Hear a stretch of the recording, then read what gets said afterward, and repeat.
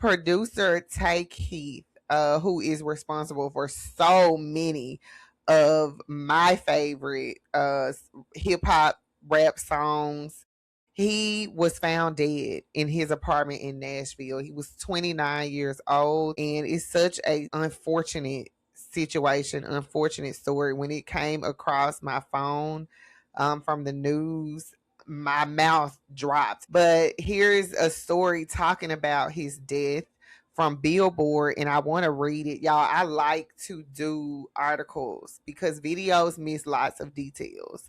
Social media posts miss lots of details. So I want to encourage y'all, when y'all hear about something that happens and you hear about it on social media or you get an alert about it from some other source, do go and read the article so you can be well informed and know everything that's going on, because we don't want to spread rumors. We don't want to say something that is inaccurate. And, at least if we are sourcing an article that helps us be more ethical. I am really big on ethical content creating.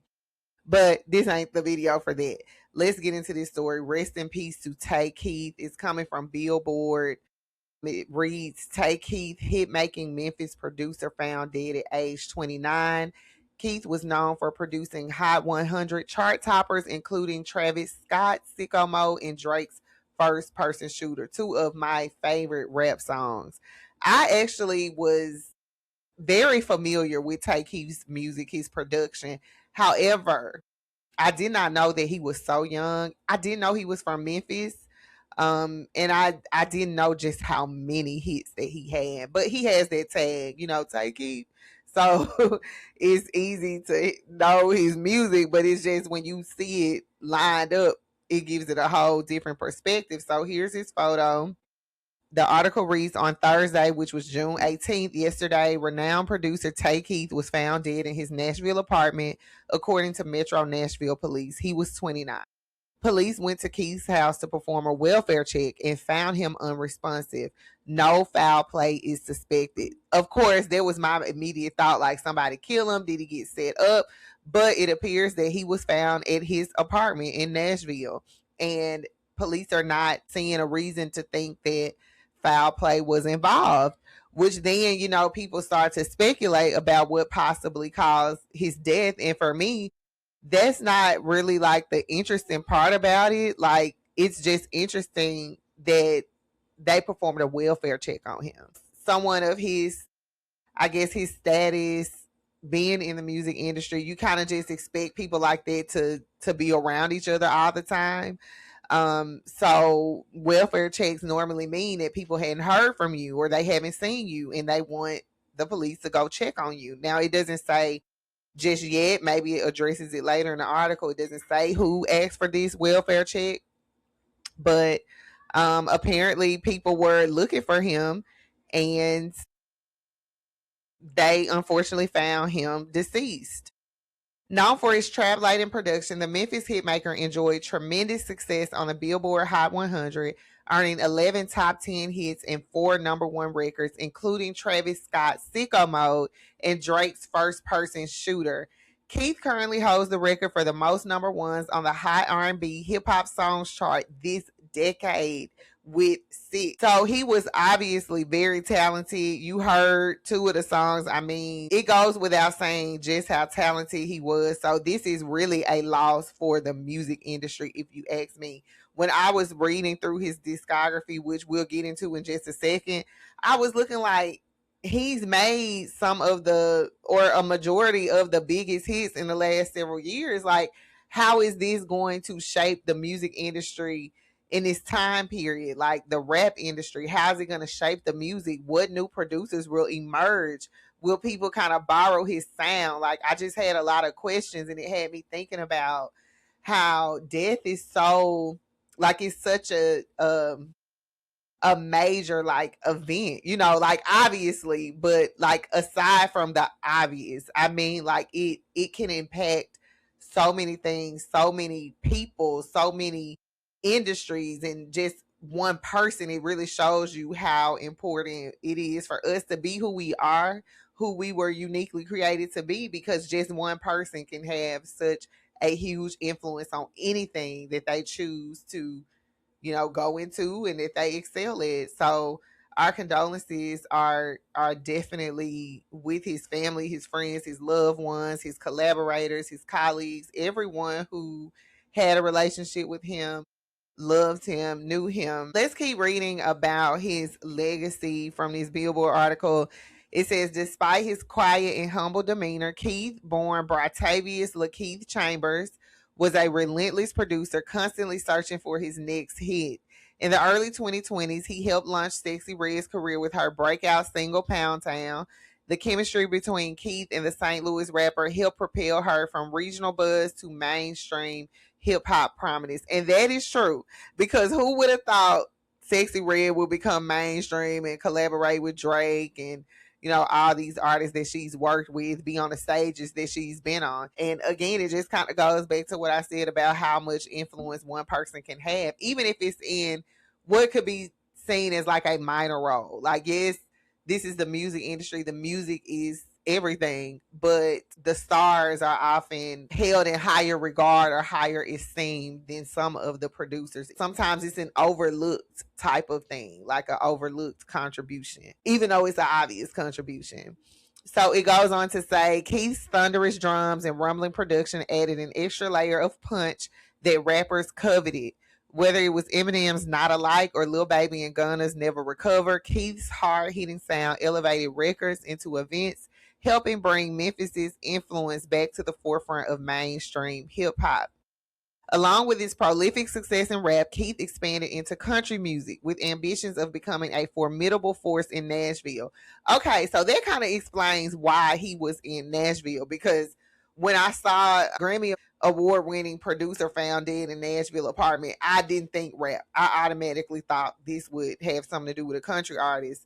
So I was surprised to see his name, and I was wondering, like, why would he be living in Nashville? Didn't know he was from Memphis, so that would make sense. But seeing that he was kind of going into the country genre, it makes sense that he was in Nashville. It says he founded Dramatize, a label and creative hub that catered to both hip hop and country artists. Dramatize became the second Black-owned studio in Nashville and served as a creative haven for both emerging and established acts participating in private music camps. That's amazing. That is so amazing. The month that Keith graduated from Middle Tennessee State University in December 2018, he achieved his first #1 with Sicko Mode and received his first Grammy nomination. He was eager to give back. That is amazing. See, I didn't know all of this stuff. Again, a video ain't gonna give you all this unless it's my video. So make sure you read the articles. But I hate that, finding out about something like this, something so amazing. I love giving back. I love community stuff. I love like working with people that are at the beginning of whatever it is that they're doing. It's just my personal passion.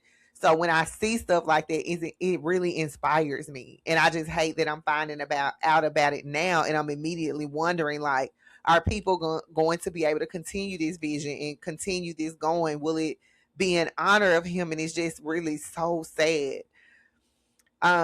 Article continues, he was so smart and insightful, not only book smart and business smart, but people smart. Beverly Keel, Dean of MTSU Scott Borchetta College of Media and Entertainment, tells Billboard. He understood people and how they would act and react, which is probably why he was such a great songwriter. He had tremendous vision about the industry, music, culture, and people. He had a difficult upbringing, and perhaps that shaped his empathy and desire to help others. At the time of his death, Keel says, we had discussed creating a scholarship in his name, holding galas to fund it, and building a class that followed his career from Memphis to Nashville, Atlanta, LA, and beyond. I hope that they continue to do that. I would be one of the first people, like, let me come to the gala, let me cover this, let me help out. That is so amazing. Keith also played a vital role in uplifting a generation of Memphis artists, including Block Boy, JB, and Black Youngster. In 2018, he produced JB's biggest Hot 100 hit, Look Alive. The Drake-assisted single peaked at #5 on the chart and helped introduce both artists to a wider audience. Following news of Keith's passing, JB shared his shocking grief across Instagram stories. Among his posts were photos of the Paris teenagers alongside a screenshot of their call history, caption, "We talked every day. You didn't tell me you was leaving." Fellow Memphis producer Hit Kid also expressed his disbelief, posting a photo of himself and Keith on Instagram. I ain't even got the words. We've been doing this since 2010. Billboard has reached out to Keith representatives for comment. I truly hope that we get some answers about what potentially happened to him so that his legacy is not tarnished by rumors of what could have possibly happened to him. But before we end, let's celebrate Tay Keith a little bit. Like I said on Facebook, I need a DJ to put out a Tay Keith mix in honor of him. Let's check out Tay Keith's discography and y'all go play some of these songs just in memory of him. So this is from Billboard. No, this is Genius. This is genius.com. And these are just songs by him. We got Sicko Mode, Family Matters by Drake, Push Ups Drake, Not Alike Eminem, Nonstop Drake, Look Alive, Block Boy JB. I'm trying to remember how this song is. That Look Alive, Look Alive. Da, da, da. I feel like this song my husband was listening to. Rich Flex, First Person Shooter, one of my favorites. Meltdown, Jimmy Cooks, another favorite. What Did I Miss? He produced that. Stoop ID, Pound Town. Never Something, Holiday, Don't Come. I need to expand my screen. Don't Come Out the House, Wish, Go Stupid, You My Everything, everything. Like this song too. Every Chance I Get, this is one of my favorite songs. Dirk snapped on it. So you see it here. Circle Loco, Get It Sexy, Over the Top, Commercial. I like Commercial. 4x4, Rain, Russian Cream, Key Glock, Broke Boy. So he had, yes, I remember Before I Let Go, Beyonce. That was one of the first times I remember really hearing his name a lot. He had lots of credits here, lots of big hits. Big Mama, Lotto, wow.